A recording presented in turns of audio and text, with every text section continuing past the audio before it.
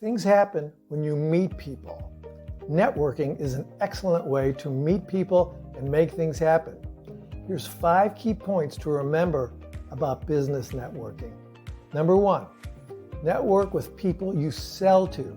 I know that sounds obvious. Many salespeople go to where their colleagues go to. Don't do that. Go to the same networking events your customers go to. If you sell security software, go to the local user group meetings for security software professionals. Number 2, it's about them, not you. Too many people go to networking events trying to find deals.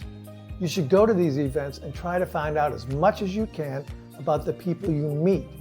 They'll probably ask about what you do, but let that conversation starter come from them. It's a good way to build a relationship. Number 3, don't be shy.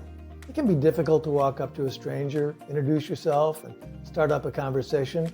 But don't forget, that's why they're there as well.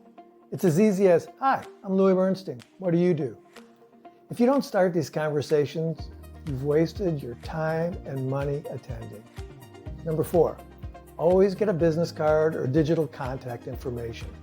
When you're done with your conversation, write a brief note about that person in the conversation on the back of the card or on your phone. If they don't have a business card, use one of yours to write down their information.